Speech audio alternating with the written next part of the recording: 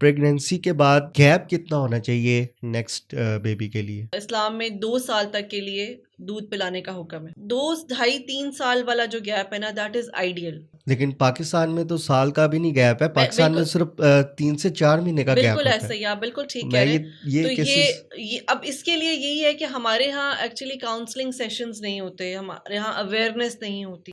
किस एज में जो है प्रेगनेंसी बेटर है और किस एज में नहीं बेटर? आइडियल एज है ना फॉर प्रेगनेंसी, वो है बिटवीन 22 23 टिल 31। बहुत सी चीज़ें चल रही हैं सोशल मीडिया के ऊपर आईवीएफ के बारे में।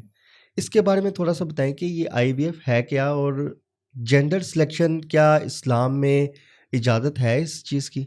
काफ़ी ये जो हमारे उलमा है ना, इन्होंने फतवा दिया हुआ है कि अच्छा। ये हाँ ये हलाल है। आईवीएफ में ये होता है कि इसमें आउटसाइड द बॉडी फर्टिलाइजेशन की जाती है एगोस्पर्म की।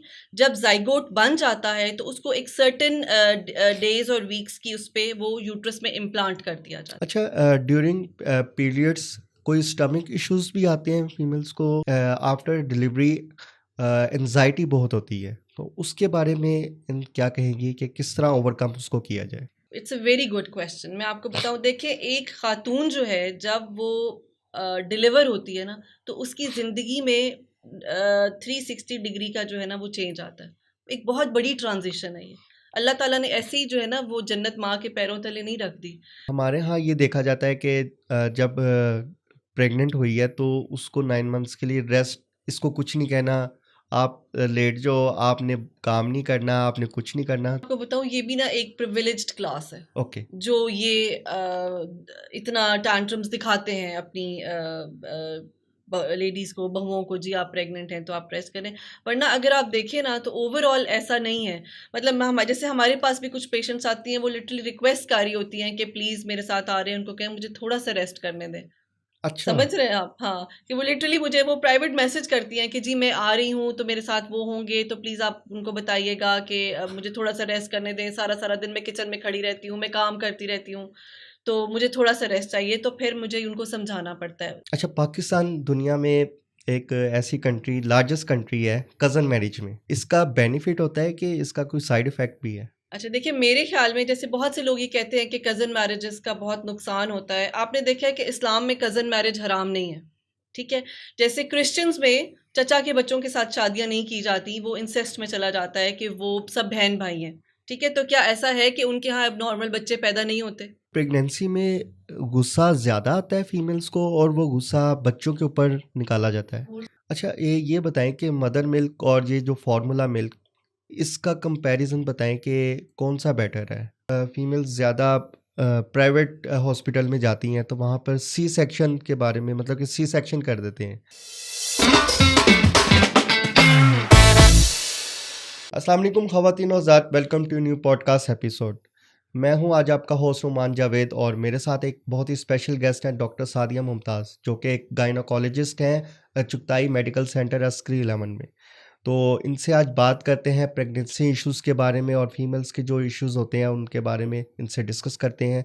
तो सबसे पहले इनका वेलकम करते हैं अपने पॉडकास्ट में। अस्सलाम वालेकुम। वालेकुम अस्सलाम। How are you? I am good, how are you? I am good. First of all thank you so much आपका वैल्यूएबल टाइम देने के माय लिए। प्लेजर। और इस रमज़ान में तो बहुत टाइट स्केड्यूल होता है, जी, बिल्कुल। तो I am really really thanksful. तो हम स्टार्ट करते हैं एक टॉपिक के ऊपर जो कि हमारे चैनल के ऊपर बहुत से कमेंट्स और रिसीव हो रहे थे और उसके बाद मैसेजेस आ रहे थे कि आप इसके ऊपर अवेयरनेस के ऊपर बात करें। तो प्रेगनेंसी के ऊपर हम बात करना चाह रहे हैं। तो सबसे पहले ये बताएं कि जो प्रेगनेंसी एज फैक्टर है, इसके बारे में थोड़ा सा एक्सप्लेन करें, और किस एज में जो है प्रेगनेंसी बेटर है और किस एज में नहीं बेटर, तो इसके बारे में आप अच्छा, बताएं। इसमें मैं आपको ये बताऊंगी कि जो आइडियल एज है ना फॉर प्रेगनेंसी, वो है बिटवीन 22 23 टिल 31। हम्म। ठीक है, ये वो आइडियल एज है जिसमें आपको बच्चे अपनी फैमिली जो है वो कंप्लीट कर लेनी चाहिए। अब उससे पहले भी जो है, अब अगर देखा जाए तो आजकल वैसे ही शादियां ज़रा लेट हो रही हैं। अब बच्चियों की पढ़ाइयों पे लोग ज़्यादातर तवज्जो देते हैं, डिले हो जाती है, एज बढ़ जाती है। मैक्सिमम शादियां आजकल जो हमारे देखने में आया या जो पेशेंट्स हमारे पास आते हैं, दे आर अराउंड 25 और 26 जब उनकी शादियां होती हैं। दूसरा जब मेरे पास एक कपल आता है फॉर जनरलाइज चेकअप, तो मेरी उनको एडवाइस होती है, या जो फर्स्ट ही कॉन्ट्रासेप्शन के लिए आते हैं कि जी हम अभी प्लान नहीं करना चाहते, तो मेरी उनको ये एडवाइस होती है, क्योंकि आजकल इनफर्टिलिटी इतनी कॉमन है, तो मैं उनको एडवाइस करती हूँ कि जस्ट हैव वन बेबी। उसके बाद जो है फिर आपने अगर कोई गैप देना हो या अगर फर्दर उसको कुछ अपना प्लानिंग करनी है तो उसके बाद करें, ताकि जो एक रिप्रोडक्टिव एज है जिसमें क्लॉक टिकिंग अभी स्टार्ट नहीं हुई है, उसमें आपकी फैमिली कंप्लीट हो जाए, वो बेबीज़ की हेल्थ के लिए भी अच्छी होती है।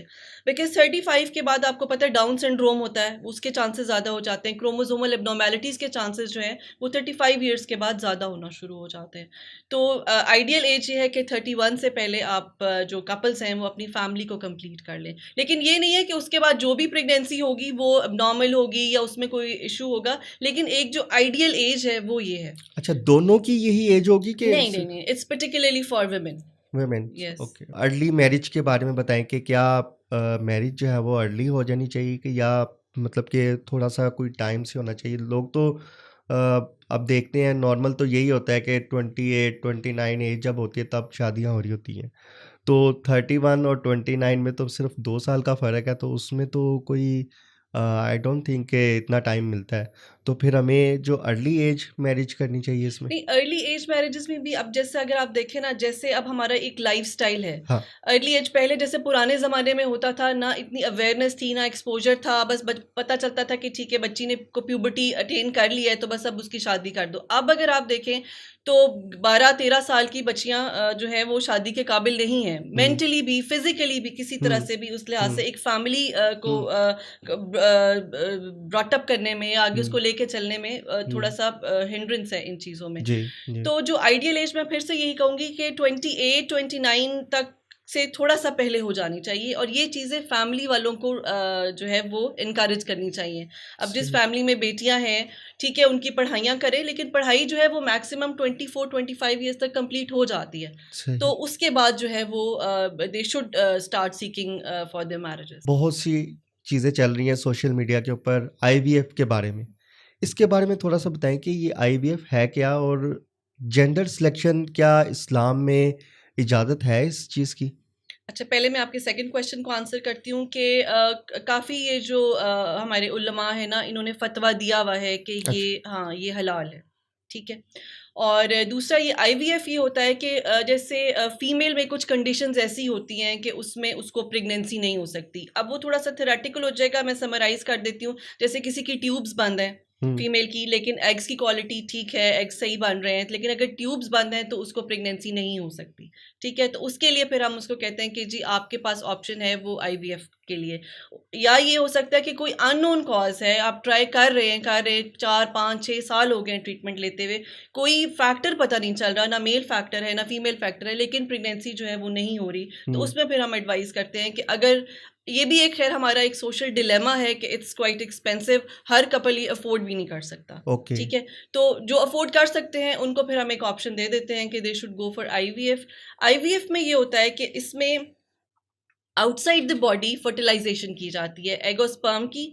जब जाइगोट बन जाता है तो उसको एक सर्टेन डेज और वीक्स की उस पे वो यूट्रस में इम्प्लांट कर दिया जाता है। ओके। अच्छा, इसमें भी मैं एक बात ये बताना चाहूँगी आपके इस प्रोग्राम के थ्रू कि इट्स नॉट 100%।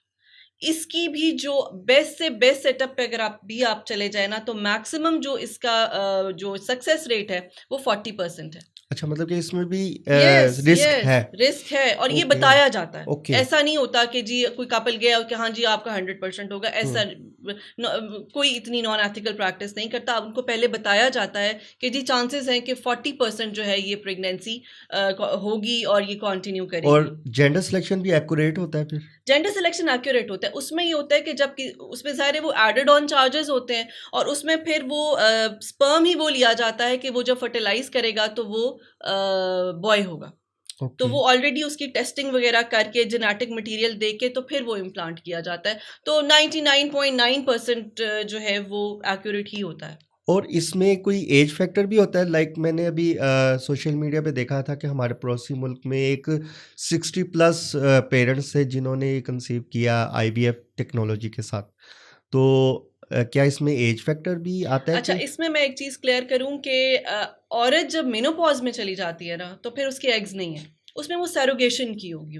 अच्छा सैरोगेशन? हाँ, या सैरोगेशन जो है हमारे आपको पता है हमारे मज़हब में अलाउड नहीं है, जी, जी, ठीक है? जी। लेकिन किसी ने बल्कि यहाँ पर अगर सैरोगेशन करानी भी हो तो they go out of country like Singapore, वहाँ जाते हैं ये करने के अच्छा, लिए। तो ओके, 60 ईयर की फीमेल जो है वो एग फिर उसका अपना नहीं होगा। तो ओके। ऑब्वियसली बॉडी उसकी अपनी यूटिलाइज़ हुई हुँ। होगी बट एग जो है वो उसका सैरोगेटेड होगा। शादी से पहले जो फीमेल्स हैं वो अगर गायनेकोलॉजिस्ट के पास जाती हैं तो लोग उसको बड़ा अजीब नज़र से जो है वो देखा जाता है, मतलब कि और ऑकवर्ड वो फील होती है। बिल्कुल, बिल्कुल। तो उसके बारे में आप क्या कहेंगी? अच्छा, इसके लिए ना मैं थोड़ा-सा अपनी एक बात बताना चाहूँगी कि just to save the girls from this issue, मैंने अपनी फाइल्स जो है ना वो प्लेन रखी है। मेरा उसमें सिर्फ नाम है, डिग्री है, मेरे क्लिनिक्स हैं और हॉस्पिटल्स हैं।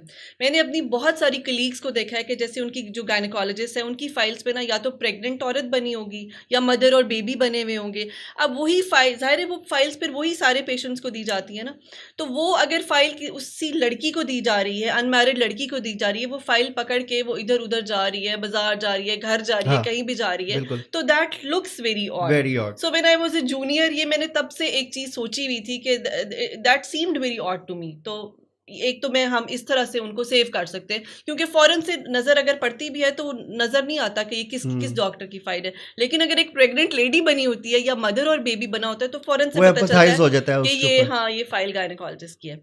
दूसरा डेफ़िनिटली येस उससे पहले प्रॉब्लम्स होती हैं बच्चियों को पीरियड्स की बहुत ज़्यादा प्रॉब्लम्स होती हैं, लोअर एब्डोमिनल पेन की होती है, यूरिन इन्फेक्शन की होती है। ये इन प्रॉब्लम्स के लिए जो है वो मदर्स जो है वो लेकर जाती हैं बिल डॉक्टर के पास।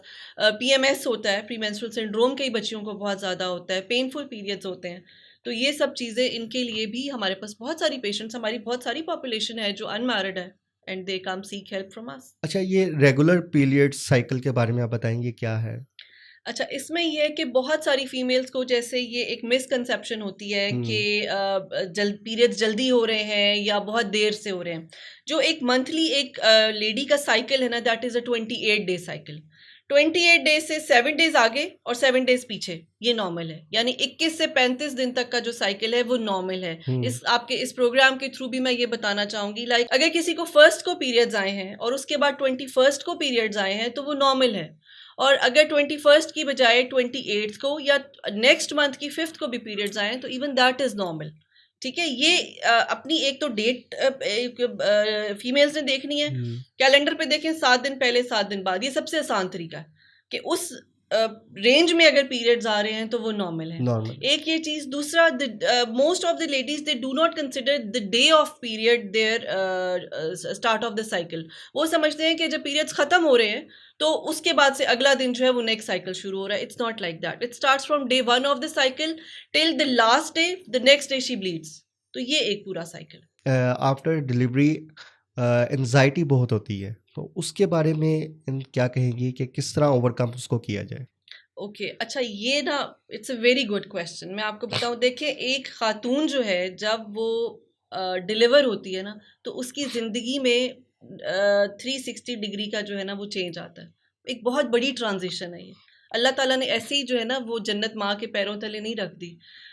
उसने एक टोल टैक्स पे किया है बच्चा पैदा करने का, अपनी बॉडी के ऊपर, अपने रिलेशनशिप्स के साथ। बेबी डिलीवर हो गया, पिछले बच्चे, हस्बैंड, ठीक है? क्योंकि जब उस वक़्त बेबी हुआ है तो उस वक़्त उसका सारा फ़ोकस उसके बच्चे पर है, द न्यू बॉर्न, ठीक है? लेकिन उससे क्या होता है, उसकी फैमिली लाइफ़ काफ़ी हद तक डिस्टर्ब होती है। हुँ, अब उसके लिए मेरी ये रिक्वेस्ट होती है फ्रॉम द फैमिली कि उसको सपोर्ट करें, इमोशनल, फिजिकल, दोनों तरीके से, ठीक है? अगर उसमें कुछ एंजाइटी आ रही है या उसको लग रहा है कि वो विथड्रॉन है, उसको हेल्प नहीं मिल रही, नींद नहीं पूरी हो रही, उसकी रेस्टलेसनेस चल रही है, तो उसको हेल्प करें, ठीक है? अब ये हेल्प कौन कर सकता है? फैमिली की लेडीज़ कर सकती हैं, mother in laws, sister in laws, अपनी मदर आ सकती हैं, ठीक है? इन लॉज़ को अलाउ करना चाहिए। अगर वो खुद हेल्प नहीं कर रहे तो एटलीस्ट उस फीमेल की मदर को अलाउ करें ताकि वो आके, उसकी बहन को अलाउ करें ताकि उसको इमोशनल फिजिकल सपोर्ट कर सके। हुँ, हस्बैंड का ये रोल है कि वो उसको हस्बैंड का इमोशनली तो खैर जो रोल है सो है, हस्बैंड का फाइनेंशियली बहुत रोल है, बिकॉज अब एक बच्चा आया है तो खर्चा बढ़ा है, जैसे आजकल हमारी इन्फ्लेशन यहाँ से यहाँ पहुंची हुई है, तो हर चीज़ का स्ट्रेस है, और वो सिर्फ हस्बैंड पे नहीं है, वो उस फीमेल पे भी है कि हमने आगे फर्दर इसको लेके कैसे चलना है, खर्चे मल्टीप्लाई हो रहे हैं, ठीक है। तो ये 2-3 चीज़ें हैं जिन पे हमें फोकस करना है और हमें उसको इन चीज़ों का ख्याल रखना है, तो आई थिंक सो काफ़ी ज़्यादा जो है वो बेहतर अपना वो पीरियड गुजार सकती है। उसको बस रेस्ट ज़रूर दें, ये नहीं, क्योंकि बच्चा जो है वो जो पैदा हुआ है उसके अपने टाइमिंग्स है, उसने अपने हिसाब से सोना है, अपने हिसाब से उठना है। तो ये मैं उसको भी कहती हूँ, अपनी पेशेंट को भी कहती हूँ कि जब बच्चा सोता है ना, irrespective of the time, please आप सो जाएं।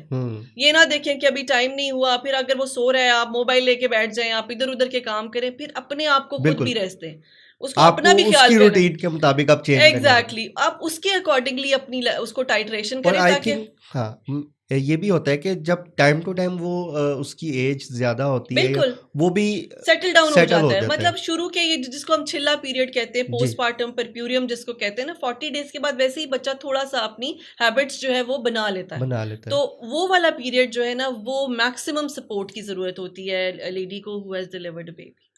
अच्छा, एक ये भी कहा जाता है कि डिप्रेशन की मेडिसिन आप एक दफ़ा ले लो तो फिर लाइफ टाइम जो है वो उसको लेनी पड़ती है, तो क्या ये फीमेल्स को लेनी चाहिए इस तरह की? देखिए, अगर तो मैं ये कहना चाहूँगी कि अगर तो आपको ज़रूरत है ना सपोर्ट की, चाहे वो साइकेट्रिक सपोर्ट है, साइकोलॉजिकल सपोर्ट है, तो प्लीज़ डू गो।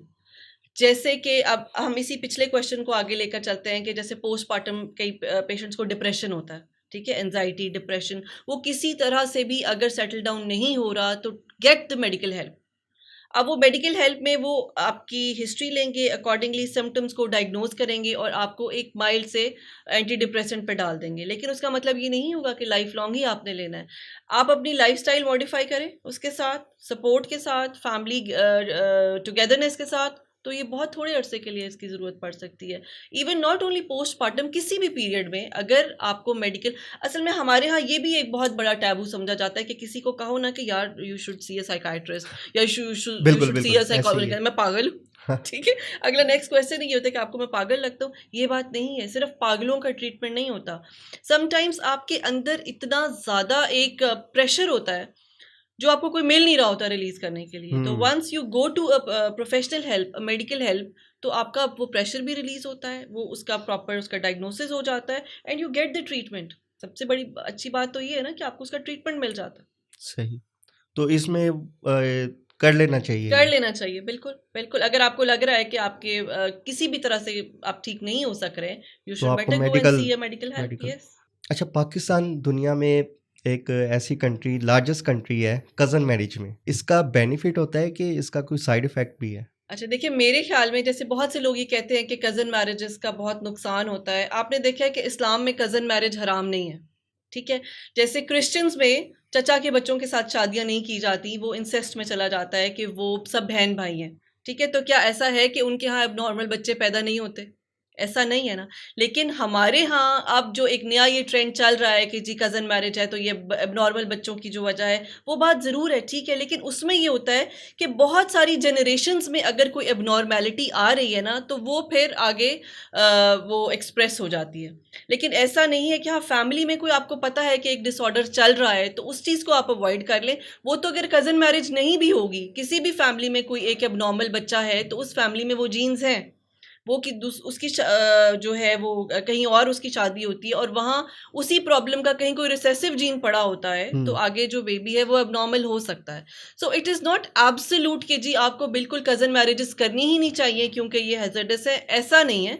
लेकिन अब एक फैमिली होती है, फैमिली में पता होता है ना, पूरी फैमिली को पता होता है कि जी किसी के कोई डिजीज्ड बच्चा है या कोई एबनॉर्मेलिटी है, खुदा न खास्ता कोई और इशू है, तो उस चीज को जरूर देख लें। मतलब कि आपको हिस्ट्री देख लेनी चाहिए कि वहाँ पे कोई ऐसा डिसऑर्डर कोई चल रहा है, कुछ आगे ऐसा कोई ऐसा केस हो तो फिर उसमें अवॉइड कर लें। लेकिन जैसे अब डायबिटीज है, ये डायबिटीज जो है ये जेनेटिक है। लेकिन आप ये देखें कि जो नॉन कंसेंजुअस मैरिजेस भी हैं उनमें भी डायबिटीज़ है। बिल्कुल। ऐसा तो नहीं कि एक डायबिटीज़ वाली फैमिली है, उसमें शादी हुई और डायबिटीज़ उसी में ही फलती फूलती है, बिल्कुल। ऐसा नहीं जा रहा। हमारी लाइफ़स्टाइल जो है ना, वो एक्चुअली इतनी ख़राब हो चुके हुए हैं कि we need to just modify them from the start. बिल्कुल। अच्छा, ड्यूरिंग पीरियड्स कोई स्टमक इश्यूज़ भी आते हैं फीमेल्स को, उसके बारे में आप क्या कहेंगी? हाँ जी, इसमें ये है कि कई दफ़ा लोअर एब्डोमिनल पेन होती है जो बहुत ज़्यादा होती है, और क्रैम्प्स की वजह से लूज़ स्टूल्स हो जाते हैं, डायरिया जिसको कहते हैं। हुँ। और ये भी सबको नहीं होता, वो कुछ परसेंटेज है जिसको ये मतलब होता कि है। It's normal. It's normal, yes, it's it's normal. Normal, it's normal. उसके लिए फिर ये होता है कि हम ये क्रैम्प्स और स्पैज़्मेटिक जो पेन होती है उसको ठीक करने के लिए जो मेडिसिन देते हैं, तो वो ले लेनी चाहिए। एक आपके बल्कि इस प्लेटफॉर्म के थ्रू मैं एक मैसेज देना चाहूँगी। बहुत सी बच्चियाँ मेरे पास आती हैं कि जी हमें अपनी मदर्स जो है ये पीरियड्स पेन की दवाई नहीं लेने देती, ठीक है? ओके। प्लीज़ खुद से डॉक्टर बनने की बजाय they should go and see the gynaecologist. इस पीरियड पेन की दवाई लेने में कोई हर्ज नहीं है, अच्छा, ये ठीक तो है? इश्यू पाकिस्तान में हर मदर बहुत का है। ज़्यादा है, बहुत ये ज़्यादा है। इस डिज़ीज़ के बारे में नहीं, ये सिर्फ और बहुत भी, सारी बहुत मतलब कि सारे। आपको बुखार भी हुआ है या गला भी खराब हुआ तो वो पहले कहेंगे कि यही चीज़ आप घर में से इस मेडिसिन को यूज़ कर लो, यूज आप कर ठीक ले, हो जाओगे। एक तो गूगल कर लेंगे, गूगल ठीक कर है? और लेंगे। गूगल में भी जो है ना वो एक्यूरेटली नहीं पहुंचते वहां पे जहां पहुंचना चाहिए। अब ज्यादा अच्छा सोडा पीते रहेंगे, कोक पीते रहेंगे, ठीक है? हाँ, अपनी जीआईटी खराब कर लेंगे, अपनी बोन्स खराब कर लेंगे, टीथ गम्स खराब कर लेंगे, लेकिन दवाई लेते हुए कहेंगे इसका कोई साइड इफेक्ट तो नहीं है, साइड इफ़ेक्ट तो ठीक है? नहीं। पिछले कुछ दिन पहले मेरे पास एक कपल आया जिनका बच्चा था कोई 3-4 साल का, 2.5-3 साल का, sorry. And you know what, he was having this Coke Pepsi in the feeder. Feeder में? कैन वाह! You imagine? ठीक है, अब उस तरह के लोग अगर मुझसे ये पूछें मैं दवाई दूं कि जी डॉक्टर साहब इसका कोई नुकसान तो नहीं है, तो मतलब व्हाट वुड आई से? ठीक हुँ। है, तो let us decide what is good for you. कौन सी दवाई आपको देनी है? हमने ये बाल धूप में सफ़ेद नहीं किए, बड़ी रिसर्चेज़ हुई हैं, बहुत पढ़ाइयाँ की हैं। तो ये हमें सोचने दें कि कौन सी चीज़ आपके लिए बेहतर है, कौन सी नहीं। जैसे प्रेगनेंसी में भी कई दफ़ा ऐसे होता है, मेरी कुछ पेशेंट्स आएँगी, बेटा आपने ये दवाई ली? वो कहेगी नहीं डॉक्टर साहब मैंने नहीं ली, इसका ये साइड इफ़ेक्ट था। तो फिर मैं उसको ये कहती हूँ कि लेट मी डिसाइड। अब मैं ये करती हूँ कि जब पेशेंट्स का मेरे पास फर्स्ट विजिट होता है ना, मैं उनको ये लाइन बहुत अच्छी तरह से, ये मुझे खुद भी रट गई हुई है, कि मैं उनको बताती हूँ कि let me be the person. आपने अपनी कोई खाला, फूफी, ताई, चाची, मामी, बहन, किसी से नहीं पूछना। आस्क मी, मैं आपको बताऊंगी कि आपके लिए क्या बेहतर है और क्या बेहतर नहीं है, और कौन सी दवाई आपको ले लेनी चाहिए। अब जैसे यही पीरियोडिकल क्रैम्प्स की अगर मैं बात करूं, तो मतलब बच्चियों को तड़पाई रखेंगी लेकिन दवाई नहीं देंगी, कि शायद आगे जाके जो है वो इनफर्टिलिटी प्रॉब्लम हो सकता है, प्रेगनेंसी इश्यूज हो सकते हैं, आदत पड़ जाएगी, ये होगा। ऐसा कुछ भी नहीं है। ये ऐसे ही है जैसे आपने बुखार है और आपने पैनाडोल ले लिया, उसी तरह क्रैम्प्स के लिए आप दवाई ले लें, ताकि वो बच्ची बेचारी भी जो है वो थोड़ा अपना टाइम अच्छा गुजार सके, स्कूल, यूनिवर्सिटी, कॉलेज जा सके, अपनी लाइफ एंजॉय कर सके, बजाय इसके कि वो कन्फाइंड हो जाए टू हर बेडरूम, कि वो निकल ही ना सके, कि वो इतना इल फील कर रही हो अपने आप को। अच्छा, ये प्रेगनेंसी में गुस्सा ज़्यादा आता है फीमेल्स को और वो गुस्सा बच्चों के ऊपर निकाला जाता है? मूड स्विंग्स होते हैं, obviously mood swings are dependent on hormones, और हार्मोन्स तो चेंज होते हैं प्रेगनेंसी में, थोड़ा सा सिचुएशनल भी होता है, तो इट्स क्वाइट नॉर्मल। नॉर्मल है। तो वो सारा गुस्सा जो है वो जो बच्चे होते हैं उनके ऊपर निकल रहा होता है, तो क्या अब है? ये तो जो उनके घर के हालात, जो उनकी हैबिचुअल जो होंगी वो ही करेंगे। हाँ, उसके लिए प्रेगनेंसी का मोरद इल्ज़ाम ठहराने की उसको ज़रूरत नहीं है। ठीक है। अच्छा, मतलब कि हाँ, ये उनको कंट्रोल करना हाँ, ये चाहिए, उनको कंट्रोल खुद करना को पड़ेगा कंट्रोल ना, करना बिकॉज़ चाहिए। अगर पहले बच्चे हैं तो it's not their fault that you are pregnant, सही, ठीक है? तो एटलीस्ट उनको उनका टाइम दें, और जो उनको आपके साथ हो रहा है उसको उस तरह से लेकर चलें। इसमें मैं फिर कहूँगी कि counselling and emotional support is very important. Pregnancy के बाद गैप कितना होना चाहिए नेक्स्ट बेबी के लिए? प्रेगनेंसी के बाद जो गैप है ना, देखिए जैसे हमारे रिलीजियस पॉइंट ऑफ व्यू से भी आप देखें तो इस्लाम में 2 साल तक के लिए दूध पिलाने का हुक्म है, ठीक है? और जब माँ बच्चे को दूध पिलाती है तो प्रेगनेंसी के चांसेस बहुत कम होते हैं, ठीक है? That acts like a contraceptive. तो 2 साल, 2 ढाई 3 साल वाला जो गैप है ना, दैट इज़ आइडियल। उसमें ये आइडिया। होता है कि वो बेबी भी 3 साल तक इतना हो जाता है कि वो थोड़ा-सा अपना ख़्याल रख लेता है, मतलब वॉशरूम हैबिट्स डेवलप हो जाती हैं, वैसे भी सोशली भी वो बच्चा जो है वो एक्टिव हो जाता है। लेकिन जैसे आपने देखा है कि ऊपर तले जब बहुत सारे बच्चे पैदा हो जाते हैं, साल-साल का गैप, साल से कम का गैप, तो वो पेरेंट्स के लिए भी एक बहुत केओस होता है, उन सबको सँभालना। लेकिन पाकिस्तान में तो साल का भी नहीं गैप है, पाकिस्तान में बिल्कुल। सिर्फ 3 से 4 महीने का गैप बिल्कुल होता है। ऐसा ही, आप बिल्कुल ठीक कह मैं रहे हैं। ये तो केसेस ये अब इसके लिए यही है कि हमारे यहाँ एक्चुअली काउंसलिंग सेशंस नहीं होते, हमारे यहाँ अवेयरनेस नहीं होती। तो इसको फैलाने की जो है ना वो बहुत ज़रूरत है। अब ज़रूरत तो है। ख़ैर सोशल मीडिया इतना एक्टिव है कि अब तो मेरे ख़्याल है गाँव में बैठी हुई एक लड़की जो है वो भी हर वक़्त आपको मोबाइल पे, यूट्यूब, टिकटॉक पे नज़र आएगी। तो ऐसे ही ये मतलब आप जो कर रहे हैं माशाल्लाह, ये एक बहुत अच्छा अवेयरनेस स्टेप देनी है, ये चाहिए, ये अवेयरनेस सारी दे रहे हैं, चीज़ें पता होनी पता चाहिए। होनी असल में चाहिए। ये कोई ऐसी चीज़ें नहीं कि इसको छुपा के रखा जाए, ठीक है? ये हर एक को पता होनी और चाहिए। बिल्कुल। आपको ये खुद एजुकेशन करनी चाहिए अपने बच्चों के साथ। इवन और माएँ अपनी बेटियों के बिल्कुल। साथ करते हैं और बाप जो हैं अपने बेटों के साथ करते हैं। तो ये इस तरह बॉन्डिंग जो है वो बॉन्डिंग, आपकी भी बिल्कुल, बॉन्डिंग होनी चाहिए, लेकिन उसमें भी एजुकेशन का रोल बहुत ज़्यादा है। बिल्कुल, बिल्कुल। आपको जब एक चीज़ का पता नहीं होगा ना, तो वो ठीक है, इग्नोरेंस इज़ अ ब्लेसिंग, लेकिन उनको बाहर इग्नोरेंस से जो पता कभी जो चलेगा है, वो हाँ, थोड़ी-सी गलत चीज़ें होंगी, जो घर से उनको चीज़ें पता चल रही बिल्कुल होंगी वो वो ऑथेंटिक होंगी बिल्कुल, चीज़ें। बिल्कुल। और आप उस अपने घर के माहौल के हिसाब से, आप सारे सराउंडिंग्स के हिसाब से अपने बच्चों को एजुकेट करते हैं। एजुकेट कर रहे और हैं। जिन बच्चे जब माएँ हैं, बच्चियों की शादियाँ कर रही हैं, तो वो खुद भी उनको ये चीज़ें समझाएँ, समझाएँ, फैमिली प्लानिंग और बाकी सब चीज़ें, कि हमने किस तरह से इसको आगे लेके चलना है। बिल्कुल। अच्छा ये बताएँ कि मदर मिल्क और ये जो फ़ॉर्मूला मिल्क, इसका कंपैरिज़न बताएँ कि कौन-सा बेटर है?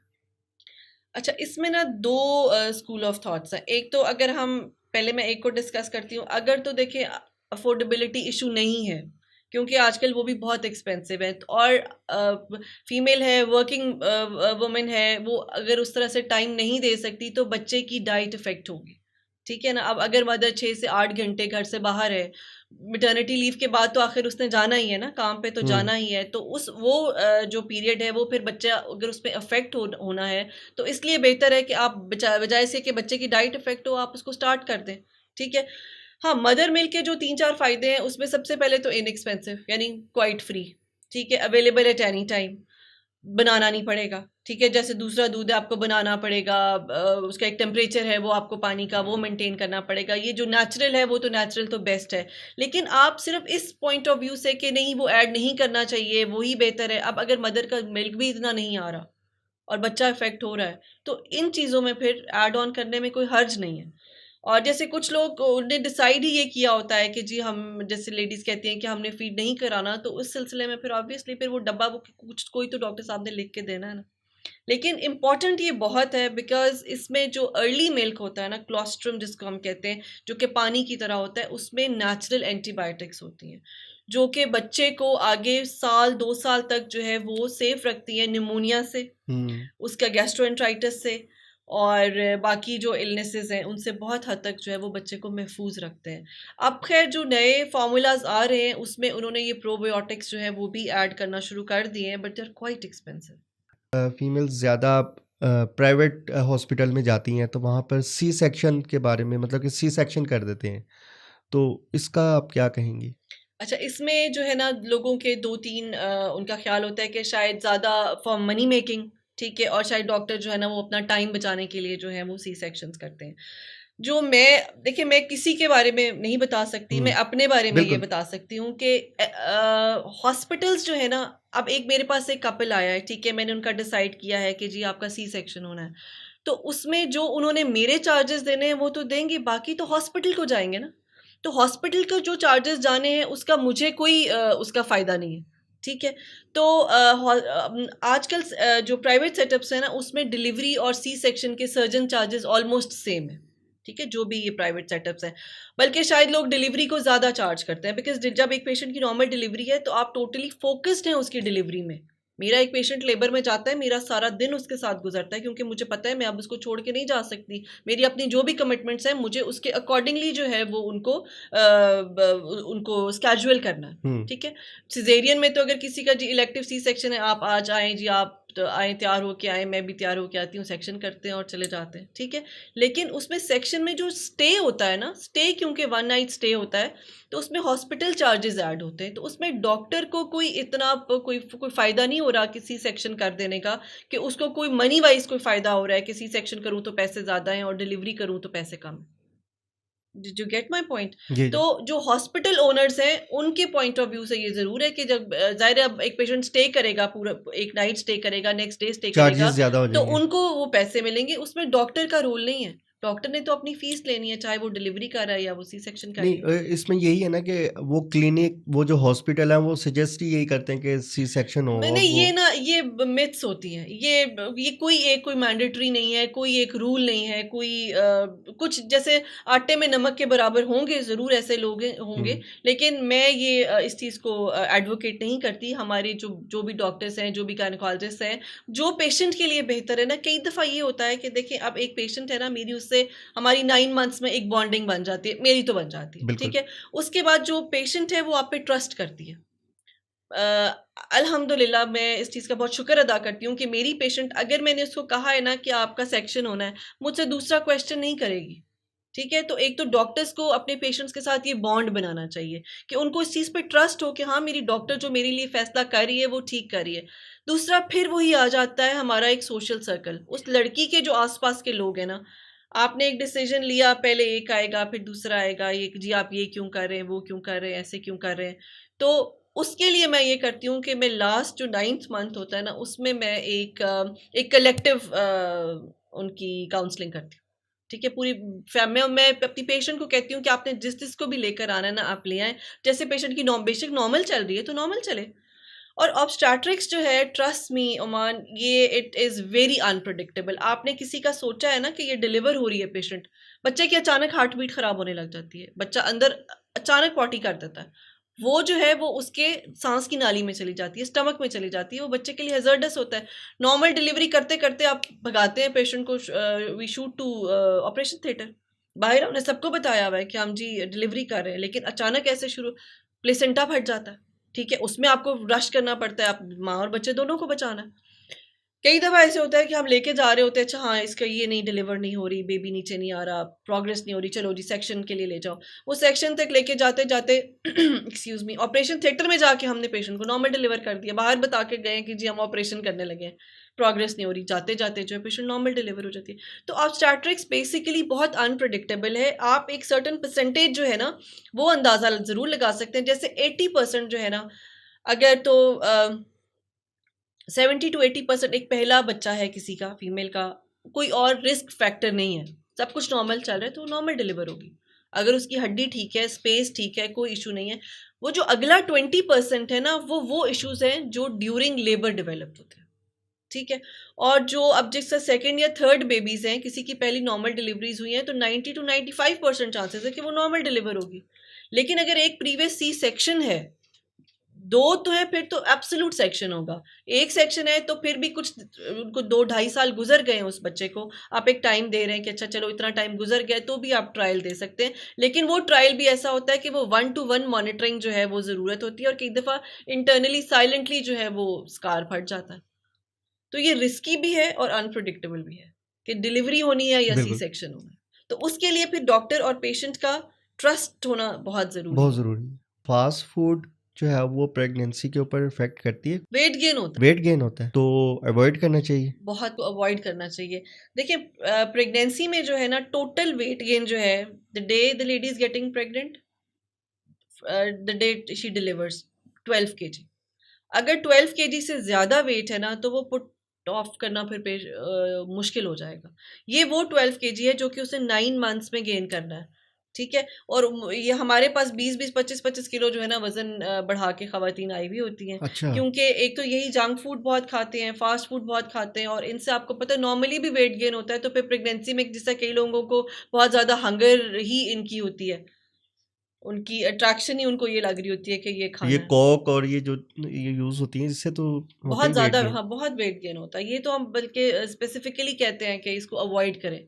तो आप जो प्रेगनेंसी में एक हेल्दी वेट अपना जो है ना वो वो बढ़ाएँ। होना चाहिए। हमारे यहाँ ये देखा जाता है कि जब प्रेग्नेंट हुई है तो उसको 9 मंथ्स के लिए रेस्ट, इसको कुछ नहीं कहना, आप लेट जाओ, आपने काम नहीं करना, आपने कुछ नहीं करना, तो वो इस बारे में आप क्या कहेंगे? कि मैंने देखा है कि बाहर के जो ममालिक हैं उसके अंदर तो लेडी काम कर रही हैं, एक्सरसाइज कर रही होती हैं, वीडियोस काफ़ी देखी हैं। जी। तो उसके बारे में आप क्या कहेंगी कि क्या ये रेस्ट ठीक है कि आपको एक्सरसाइज करनी चाहिए या कुछ इस तरह की चीज़ें? अच्छा, मैं आपको बताऊँ, ये भी ना एक प्रिविलेज्ड क्लास है, ओके। जो ये इतना टैंट्रम्स दिखाते हैं अपनी लेडीज़ को, बहुओं को, जी आप प्रेग्नेंट हैं तो आप रेस्ट करें। वरना अगर आप देखें ना तो ओवरऑल ऐसा नहीं है। मतलब हम जैसे हमारे पास भी कुछ पेशेंट्स आती हैं, वो लिटरली रिक्वेस्ट कर रही होती हैं कि प्लीज़ मेरे साथ आ रहे हैं, उनको कहें मुझे थोड़ा-सा रेस्ट करने दें। अच्छा। समझ रहे हैं आप? हाँ, कि वो लिटरली मुझे वो प्राइवेट मैसेज करती हैं कि जी मैं आ रही हूँ, तो मेरे साथ वो होंगे, तो प्लीज़ आप उनको बताइएगा कि मुझे थोड़ा-सा रेस्ट करने दें। सारा-सारा दिन मैं किचन में खड़ी रहती हूँ, मैं काम करती रहती हूँ, तो मुझे थोड़ा-सा रेस्ट चाहिए। तो फिर मुझे उनको समझाना पड़ता है। एक चीज़ ये। दूसरा, जो पर्टिकुलरली ख़वातीन 9 महीने रेस्ट करती हैं ना, एक तो trust me they will end up in C section. फिर वो ये एक्सपेक्ट ना करें कि फिर वो नॉर्मल डिलीवर होंगी। ठीक है, एक चीज़। दूसरा, उनकी प्रेगनेंसी हेल्दी नहीं होती।